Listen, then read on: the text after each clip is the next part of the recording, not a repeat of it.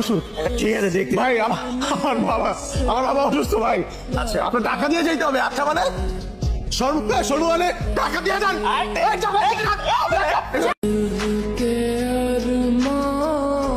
রাফিন, রাফিন 2 বছর আগে আব্বা অসুস্থ হয়ে বললো, একটা মেজর স্ট্রোক করলো। এরপরে সব লন্ডভন্ড হয়ে গেল। জমানো যত টাকা ছিল কিছু দিয়ে আব্বার চিকিৎসার খরচ আস্তে আস্তে সব শেষ। এরপরে সংসারের হাল ধরলাম আমি। এই সুপার শপে একটা চাকরি করি আর 2টা টিউশনি করাই। কয়টা টাকা পাই? এটা দিয়ে এত বড় সংসার চলে? আমি জানি এগুলা জানার পর তুমি আর আমাকে ভালোবাসবো না, তাই আমি তোমার জীবন থেকে চলে যেতেছি।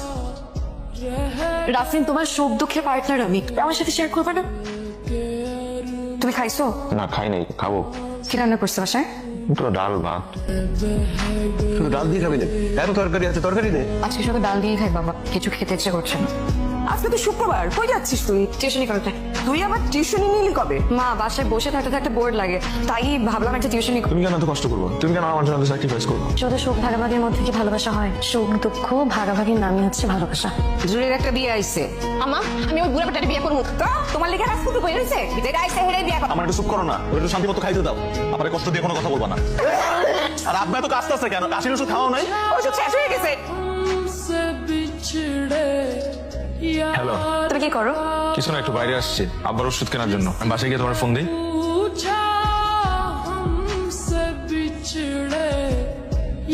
আমার সব ওষুধ তো আপনারা চাপা দিয়া ভাইকে বলাইছেন। এটা আমার বাবার অসুখের ওষুধ। ঠিক আছে দেখতে ভাই আমার বাবা অসুস্থ ভাই। আচ্ছা আপনার টাকা দিয়ে যেতে হবে। আচ্ছা মানে সরু মানে টাকা দিয়ে যান। I'm really sorry, আপনার সব ওষুধ আমরা নষ্ট করেছি। আপনি কোনো টেনশন করবেন না, আমি আপনাকে সব ওষুধ কিনে দিই। আপনি আমার গাড়ি। হ্যালো হ্যালো, জি ফোনটা আমার। জি আমি না, মানে জানি না, আমি কই হারাই ফেলছি ফোন। ও, আমি ওষুধ কিনে দিলাম।